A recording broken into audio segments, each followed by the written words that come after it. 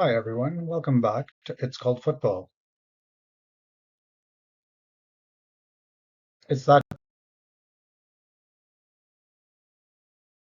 time again. The Premier League has concluded another round of fixtures over the past weekend, and we've got some interesting stories to tell you about that have happened over the last 4 days in Matchday 2.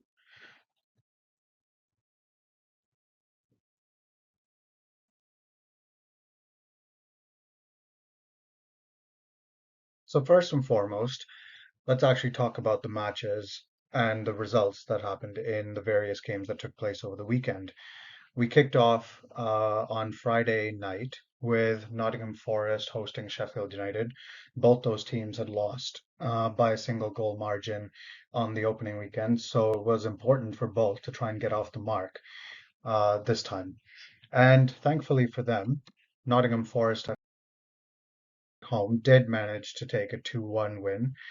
Uh, the scoreline seems to be a lot closer than it actually was. Forest did control large sections of this match.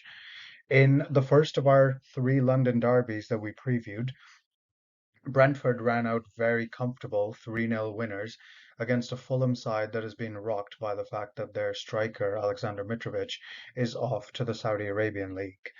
So perhaps a little bit toothless up front might be to blame for Fulham's lack of goals, but Brentford had no such problems. Liverpool managed to actually build on their opening weekend where they drew away to Chelsea. They did fall behind originally to Bournemouth quite early in the match, but they managed to steady the ship enough to come back and win the game. Not necessarily as comfortably as the 9-0 thrashing they handed out last year to Bournemouth, but nonetheless, 3 points on the board. Brighton continued their stunning form away to Wolves, following up their 4-1 win against Luton last week with another 4-1 win, with Mitoma and Estepinian at the heart of everything good they did. Solly March as well was excellent for Brighton and contributed with 2 goals. In one of our two featured matches, Tottenham Hotspur took on Manchester United.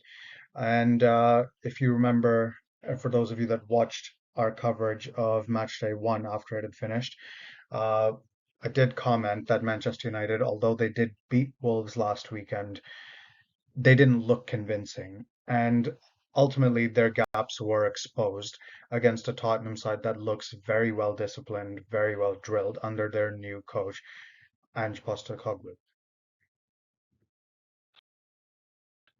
Our other fixtures that took place had our second featured match where Manchester City hosted Newcastle United, Everton travelled to Aston Villa, our other two London derbies as well, where West Ham faced off against Chelsea and Crystal Palace hosted Arsenal, while our fixture between Luton Town and Burnley unfortunately had to be postponed due to Luton's stadium not yet being up to the grade that the Premier League needed to host a match. Manchester City ran out 1-0 winners over Newcastle in what could be a very, very big match in the Champions League places and the race for the league title. Even though it's only the second of 38 match weeks, this is a key fixture. City controlled a large part of the game, never really looked in trouble, but couldn't really breach past Newcastle more than the once either, and it took something special from Julian Alvarez to score for Manchester City. Aston Villa made up for their 5-1 thrashing last week at the hands of Newcastle by taking out all their anger on Everton, destroying them 4-0 and heaping further sorrows on Everton. The Blues of Merseyside, Everton, are now without a goal in their first two games and have the worst goal difference in the league. More on that in a little bit. West Ham United, to a lot of people's surprise, managed to beat Chelsea 3-1. Chelsea have made a lot of signings. They've actually been quite sensible with their business over the summer, although they have still spent ridiculous money. And turns out that one of Chelsea's signings, the most recent one, Moises Caicedo, the most recent big name and the British record signing, was actually to blame for West Ham's third goal, which sealed the entire result. Although West Ham did play for a portion of the second half with 10 men, having had one player sent off, they were still able to withstand Chelsea's onslaught of attacks, and Chelsea did attack well. They just couldn't finish their chances. Ultimately, West Ham were more clinical and probably ended up deserving the victory on the balance of their entire game. Crystal Palace and Arsenal had a tight fought match on Monday, with Arsenal managing to get the 3 points through their captain, Martin Odegaard, scoring a penalty kick early in the second half. Palace did attack well, and Arsenal did have a man sent off. More on that later as well. But at the end of this fixture, it was Arsenal that came out the victors in a very, very tough away game. So where does that leave us in the table? Well, Newcastle, who were leading the league after the first round of fixtures due to their goal difference, have slipped down a little bit. They're the only side from the top half who remain in the top half despite falling down. We'll bring you the second half in just a minute. Brighton are currently leading the league due to their goal difference and their storming start to this season. Manchester City and Arsenal are the only other two sides who are keeping pace in terms of points. Everybody else at some point has dropped points here or there. Brentford has done quite well. They're currently sitting comfortably up in fourth. Yes, it's early in the season, but all of these points do become crucial, and it's best to start getting the points on the board earlier rather than having to fight for them later when everybody else needs them as well. Brentford are doing well. Liverpool and Tottenham also making sure that they're sitting at the moment comfortably enough in the top half, albeit just on goal difference. West Ham have a good start as well. They've had one draw and a win against Chelsea, which most people weren't expecting. Newcastle, as we talked, with a defeat now, have dropped below the top seven in terms of points, along with Aston Villa and Nottingham Forest. In the bottom half, we have Crystal Palace still tied with the few of the teams above them on points, but due to their goal difference, they are now in the bottom half. Manchester United, a surprise name in the bottom half as well because of their defeat to Tottenham. But early days, the table will see lots and lots of changes as we keep moving through the coming weeks. Fulham and Bournemouth are there. Chelsea, another side that at the moment they will be disappointed with where they are. Having finished 12th last season, it was probably key for Chelsea to make a very strong start. And they have been a little underwhelming in terms of their results. Again, their on-field play was actually quite good against West Ham, but ultimately, if you don't make it count on the pitch, there's very little to say. Sheffield United are the only side in the Premier League who have actually remained in exactly the same place in the league table from match week 1 to match week 2. Everybody else has moved either up or down. Luton Town and Burnley, although they didn't play, have moved up a spot each because of Wolves' heavy defeat at the hands of Brighton. Wolves now slip into 19th place, and Everton, as we mentioned before, sitting at a goal difference of -5, two defeats from two games, and it is starting to look a little bit like crisis time already at Everton. They've had two poor seasons before this where they just escaped relegation, and it's looking like another tough battle for them this time around. Everton remain at the moment the only side not to have scored at all in the league and to have played two games. Burnley also haven't scored, but given that they didn't play their second fixture, not really including them in this stat right now. Manchester City are the only side now not to have conceded a goal so far in the opening two games, with Crystal Palace being the other side up until this week. But due to them conceding a goal to Arsenal in their defeat, it is now just Man City who have yet to concede. So, some of our top moments from this match day across the Premier League. Brighton, they surprised a lot of people last year in terms of how adventurous they were with their play, their discipline, the passing sequences, and clearly teams are still having a difficult time trying to figure out how to stop them.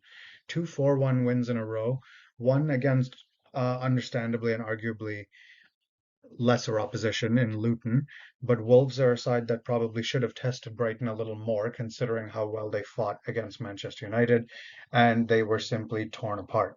The Seagulls, Brighton, had absolutely uh, every answer to anything Wolves could offer, and are sitting top of the table deservedly right now.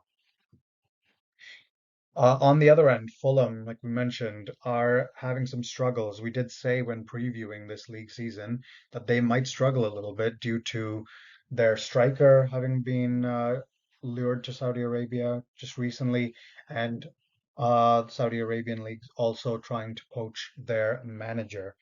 No word yet as to whether their manager is going to go, but they have lost their striker. And at the moment, that raises the question as to where Fulham's goals are going to come from. Manchester United's defeat to Tottenham Hotspur, the scoreline could be excused if the performance at least showed some fight. And while Manchester United had a good first half, their second half was not at all up to the standard that should be expected of a club of this stature. Um, the still that you're seeing there is the second goal scored by Tottenham, which actually deflected off a United defender to go in. Lack of organization all over the place from United, and Tottenham took full advantage. They have good players there, even with their star striker Harry Kane having left this summer. Spurs have a lot to offer, and perhaps United underestimated them a little bit. Arsenal, on the other hand, made no such mistake, and knowing that their fixture was difficult away to Crystal Palace, they really dug deep. And although they did get an unfortunate sending off, potentially contentious, they did manage to graft very hard. They worked so well as a unit, and they remain on 6 points now, tied with Man City and Brighton. If Arsenal do want to push for the title again this year, they are going to have to grind out a few more results like this. They're not going to necessarily be pretty wins, they're not going to be free flowing football all the time, but they need to get the wins. And so far, they're doing it. Everton are the club that is the concern right now, with two defeats from two games, a 1-0 loss at home followed by a 4-0 defeat away. The alarm bells are ringing already for Everton. Just because it's two games in does not mean this team does not need to fix up right away. Uh, the defeat 4-0, the scoreline was less concerning than their performance on the day. They offered almost nothing in terms of attack against Aston Villa. And in terms of defense, they were very passive. They maintained some sort of a formation and shape, but ultimately, Aston Villa found it way too easy to pass around them and pass through them. Everton have a lot of work to do if they want to recover from this position and not go into a free fall. Another club in blue that are struggling at the moment, Chelsea. Uh, they put in a half decent performance against Liverpool and managed to get a draw, but being at home, you could argue they should really be aiming to take the win there. And with the quality of players they have in their team, there really is no excuse for this week's performance, losing away to West Ham. Yes, Chelsea are playing away, but again, the players they have, including Moises Caicedo, center of this picture, he and all of Chelsea really have far too much quality to be in the position that they are in right now. Their manager, Mauricio Pochettino, is excellent, and yes, it might take him some time to get results, but these players need to start looking at themselves and see what they need to fix because this is now a full-blown slump. Chelsea have only won 5 of their last 31 league matches, counting this season's games so far and last season. And for a club of this stature, they really, really should not be in this position. It remains to be seen whether they fix up. We will keep you posted on everything as it goes. Last week, we talked a little about potential concerns in terms of the officials in charge of games. Uh, There's been a lot of debate amongst fans, amongst ex-players, and amongst current managers and players as to whether the referees and the linesmen that officiate these league matches are simply not up to scratch or are they biased? These concerns weren't exactly alleviated over this weekend either, with some contentious decisions made by the refs as well. You can see for a challenge that might look worse as a still picture than it actually was, Liverpool's new signing Alexis McAllister received a straight red card and was sent off the pitch in their match against Bournemouth. Yes, the challenge looks like it was studs up, but in real time watching that, it there wasn't a lot in that challenge, and he probably only deserved a yellow card out of it. Liverpool did appeal it, and as of a little while ago, it turns out that they were successful, so his red card has been overturned, and McAllister will not serve a suspension as a result of that red. Normally, a straight red card means that the player has to miss 3 matches. Turns out in this case, because of the successful appeal, he will be back and available for them next game should they wish to use him. Takahiro Tomiyasu in the yellow and black jersey for Arsenal in the right picture. He received a second yellow card for the challenge depicted in this picture, which turned out actually not to be a challenge at all. The ref presumably gave him a second yellow card for pulling on the Crystal Palace player's shirt. However, pretty much everybody was in agreement watching replays that it wasn't actually a yellow card worthy offense. In fact, it should have probably been just let off with a warning. However, that second yellow card means that Takahiro Tomiyasu has also got a red card. He is suspended for 1 match because it wasn't a straight red card, it was an accumulation of 2 yellows. But because it was an accumulation of 2 yellows that formed the red card, that cannot be appealed. So Arsenal are going to be without Tomiyasu for their next fixture at home to Fulham. Now, although there are still issues with the reffing standards at the moment, and rightfully there's questions being asked, sometimes decisions happen and events happen in a game which make us as fans at least feel like maybe there's a little bit of justice. There's a famous saying in football that everything will even itself out by the end of the season. Manchester United, who benefited from this challenge last week that we talked about, when their goalkeeper Andre Onana clashed with 2 Wolves players right at the end of the match, but was deemed not to have fouled them. United themselves this week had a problem because in the 27th minute, there was this effort from United, a shot, which appears to have been blocked by a Tottenham player's arm. Normally, if the ball hits the arm and the arm is not in a natural position, it's deemed to be a foul, whether inside the goal area or not. Obviously, here, that arm is not in a natural position. It's not behind the player and it's not at his side. It is outstretched a little bit. However, United did not receive a penalty for this, and their fans were understandably aggrieved a little bit by the fact that they didn't get this decision. Now, United did not really play well enough to deserve anything out of the game, but they probably should have had this penalty. However, perhaps this is a little bit of justice for the benefit that they did receive last week when they escaped with a victory really at home. And this time they didn't get the decision that would have put them ahead away at Tottenham at this time because it was still 0-0 at this moment in time in the match. So we will see if these other refereeing decisions come back to haunt players that have been wronged or teams that have been wronged, and whether there will be decisions that end up benefiting teams that have uh, already benefited a little bit from false calls before. We'll see what happens as we go on in this league season. But that is it for now from all of us for match week 2. And we will see you soon as we preview match week 3 coming up this weekend in the Premier League.